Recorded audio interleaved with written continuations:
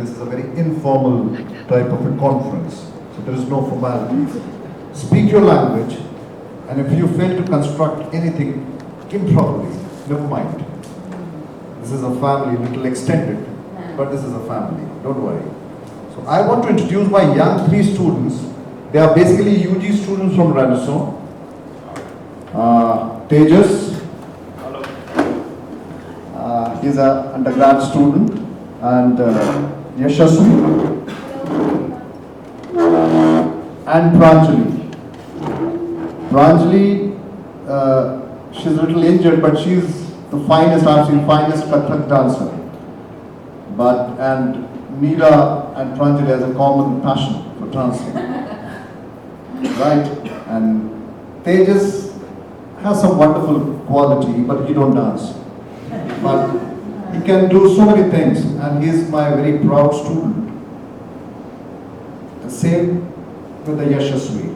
She is equally talented girl, and they are so young souls, but still, the words like dignity and humiliation attracts them. This is little contradictory, but still, they wanted to learn what is the meaning of humiliation in the international context rather. And what is the meaning of dignity for a change? Because humiliation is become almost the part of our society. It's already inside the family sometime, but you don't understand what is the meaning of humiliation. How softly we humiliate each other so many times. And how to retain your dignity. This is a lovely area, rather untouched, and we don't speak on humiliation and dignity. But this time, because of Evelyn, we have a great opportunity to touch and understand these two words a little philosophically. Dignity has become the need of the time. And how Evelyn was telling me that every war is a humiliation. Because nobody wins the war. It's all statistical. In the end, who wins in the war? It's a tragedy for the human being. It's a humiliation for the human being and the family. And we have a history of First and Second World War. It's so painful. That's why this word called Renaissance, the reconstruction of humanity and the reconstruction of dignity, is so important. And I'm so grateful to everyone, especially the young souls and our lovely guest who flown all the way from Tel Aviv, Japan and Nepal and Germany. They are so kind, and I think this is Evelyn's magic. So let me introduce our guest to you. This is just a small formal part, and then everything will be informal. I'll start with, if I pronounce anything wrongly, please pardon me. Abi Shahaf. Mr. Shahaf, this is the right pronunciation of your son. Thank you. Abi Shahaf and his wife, Meera Shahaf. Meera, what dance you dance? I love to ask you. It's basically what form? It's some, more modern, Western. Some Western modern. Modern and. Can you make one movement now? Is it Do possible? it all the time. We can understand Avi is dancing on your tunes. I understand that. So you taught him this way, that he has to I dance on taught you with this. Because I love, because she's injured, but still I want that she should play 2-3 steps of Indian Kathak. So she will be. So I'm Meera, waiting for my teacher. she's a young teacher, We all learn from each other. Yes. And I love this egoless Meera. This is the best quality, I think. This is so dignified when you keep your ego. I don't know where, but you come without ego in the public. This is classical. So I'll start with Avi Shahaf and his wife Meera Shahaf. Avi Shahaf is the director of Afshar Organizational Development and Training, an organizational consultation company in Israel that facilitates human dignity advancement programs in organizations. Nida Shahab is a dancer, therapist and physiotherapist. Wow. Psychotherapist. It's such a need of the world, you know. This brain is the problem area in the whole bloody body, you know. And therapist, you know, dance is also a therapy, you know, you think? In a way. Like music is a therapy. It's similar. All hours. All hours. Wonderful. Thank you very much for flown all the way from Tel Aviv. Mr. Abi and Nira, thank you very much. And a lovely guest from Japan, Donna T. Fujimoto. Is it correct? Donna, thank you. Is an associate professor in Osaka. No, professor. Now she's a professor. Now she's a prof, okay. And Osaka Jogakun. Jogakuen College in Osaka, Japan. Wow. And Mr. Mike W. Morgan. Mr. Morgan, this don't sound Japanese. I just wanted to know you. It also doesn't sound Nepali, which is actually what I am inside, and I'm just Mike. Oh, wonderful. What an explanation. Oh, this is the best part of informal conference. You know. Mr. Mike W. Morgan has been involved with helping of deaf to get access to university level courses in India, Ethiopia and elsewhere. Such a noble work, Mr. Morgan. Thank you very much to be a part of this conference.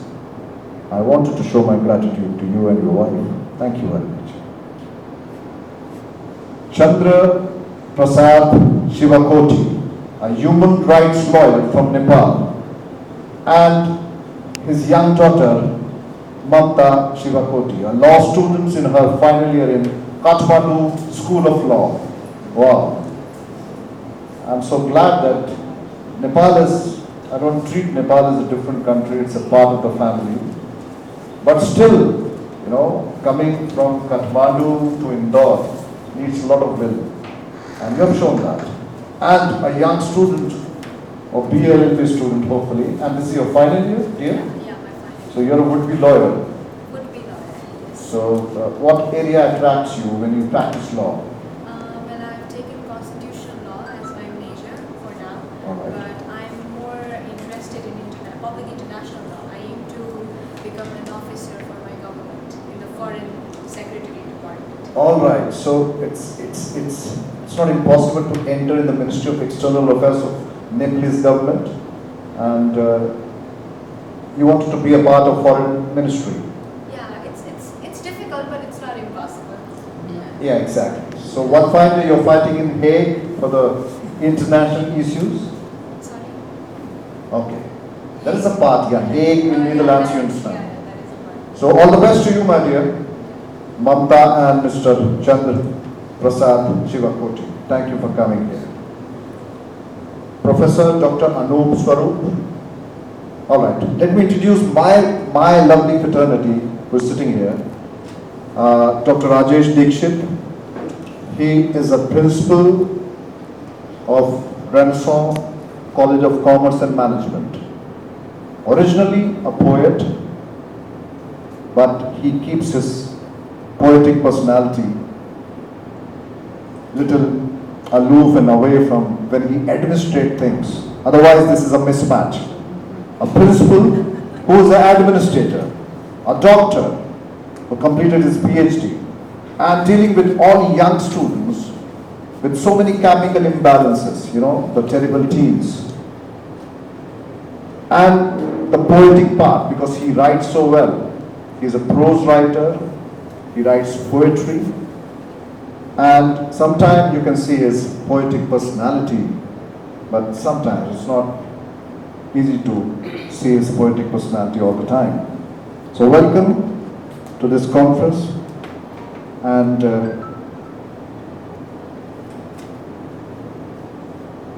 I'm sorry, Dr. Amita Dikshit. Please pardon me, ma'am. this is my age because I forget so easily things, especially the present and temporary one. I don't know, this is the early stage of Alzheimer's, I don't know. But this is started. But my childhood memory is so prominent. Nothing is going anywhere. But the present, I used to forget. So everyone should pardon me if I pronounce their name wrongly. Sorry. Amita ji, she completed her PhD on political science, but she's so closely connected with Jean-Paul Sartre. I heard this. Political science. Well, I treat political science like sociology, mother of the sciences. It's so important, it's such a wonderful area, but so ignored these days, especially in Madhya Pradesh, the region of this part of India. Political science, sociology and history. Nobody touch art subjects. Everything has become so commercial and everyone wanted to speak about balance sheet and bank reconciliation. That's all. Little problematic because you cannot avoid art, you cannot avoid history, even sociology, economics and political science. So this is a doctor's family, but both are basically pen doctors who love to write, who love to read and who love to live this life at the fullest. Thank you very much, Amita ji and Rajesh Dikshit sir, for being here with us. Now I wanted to introduce one personality whom I don't know probably actually. Vinita Sidwani ji. You have to introduce yourself because she is a multifaceted personality. And we didn't say multiple personality disorder patient. No, NPD, she's not, Not NPD, I don't know dear, but why this confession all this time? I just thought, see, since a psychotherapist is here, and again an MD in psychology is here, so maybe I may have a free treatment available here, so I just get benefited out of it. Okay. She is basically a language magician, how I know her, and how she do jugglery with the language called English and Hindi. And now? And she's learning, her husband is a doctor in Chennai, the southern part of this country, and he speaks Tamil. He speaks Tamil and she is learning, I don't know this is love or this is compulsion, but she is doing that. And she's a linguistic master and has a wonderful aptitude to learn languages. This is a wonderful quality because if you converse with people in their own language, this is such a proud moment in anybody's life. So keep on learning languages, ma'am, and be with us. She's a very proud part of this family in Renaissance University. The pleasure is all. Let me. And in the last, but not the least, Evelyn, please. Evelyn, I don't know when I heard about Evelyn through my brother-in-law when he was the part of BBC World Services and come back from Afghanistan after the setup of bureau. This is a whole story. But after watching so much of killing in Kabul and Herat, he needs a clinical psychologist in London. And after almost 40 counselings, he was little normal. So he introduced me to Evelyn Lindener. And that time he was telling me a different story of Norwegian University in Oslo and how she handled that and how noble she is and how she handles this dignity and humiliation studies. And the friend circle who involved with Evelyn and how she works. She's a German lady, she don't like this, I don't have to address again and again that she's from Germany, but she don't have any house, she don't drive 500 SL Mercedes or a Mavic. She have no desire for all the materialistic thing in the world. She don't have a good wardrobe with the great brands. And she belongs to a community called No Brands. And she thinks that brand is it's a psycho game.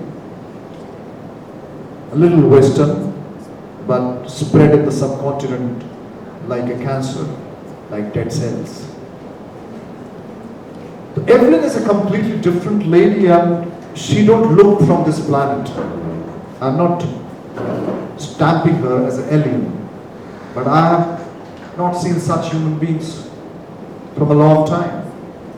There's no desire for anything, So I don't know who is abnormal.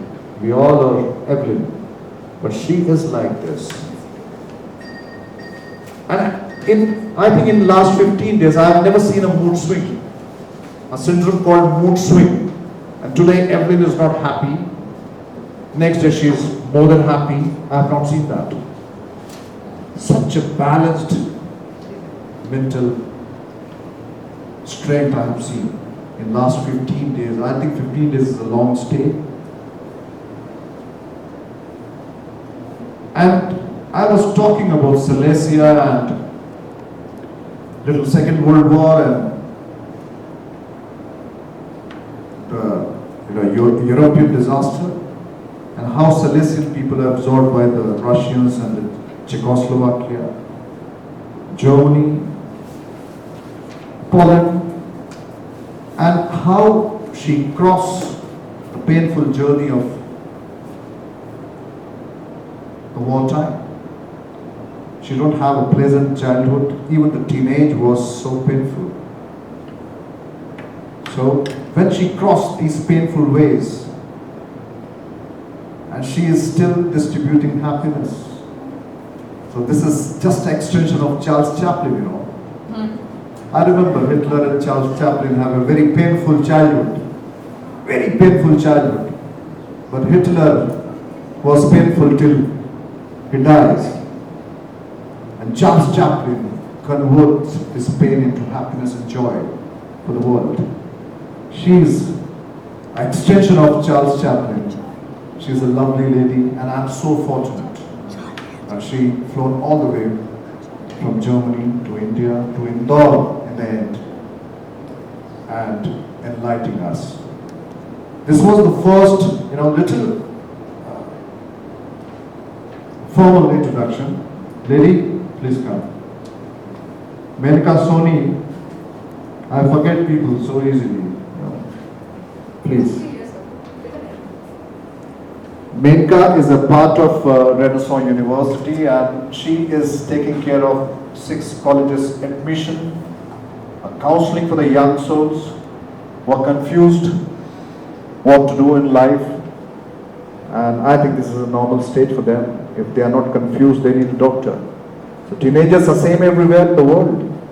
So Menka handles them. 6 colleges means almost 4,500 students. And I treat her as a Leo lady. She's a Leo and a very strong support, very strong shoulder. I've seen people in problem, and she is the strongest and the tallest support all the time. So it's a lovely personality. Maybe she looks tiny, but she's very tall when you need her. So we have a wonderful gem in this small conference hall, and we have lovely specialties. Students, you have to introduce yourself, right? Bilkul औपचारिक होके. Don't worry about anything. So, starting here. Good morning everyone present here. My name is Darshana Parmar. Good morning everyone. I am Pooja Shilaka. Good morning everyone. My name is Anas Khan. Good morning everyone. My name is Navneet Dubey. Good morning everyone. My name is Shyam Singh Chauhan. Good morning to all of you. My name is Amol Mishra. Good morning everyone. My name is Gaurav Yadav. Good morning everyone, my name is Robin Rai. Good morning everyone. My name is Parth Jain. Good morning and Sat Shri Akal. I am Balwinder Singh Gambhir. Good morning everyone, my name is Vishal Aldan. Good morning everyone, I am Nazim Sheikh. Good morning everyone, my name is Lokesh Singh. Good morning everyone, I am Sagar Liswa. Good morning everyone. My name is Raj Singh Rajawat. Good morning and welcome to India, all of you. I am Nikita Sukhani.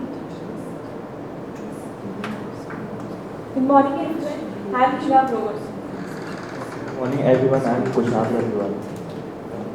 Namaste everyone, I am Ami Chawla. Thank you, everyone.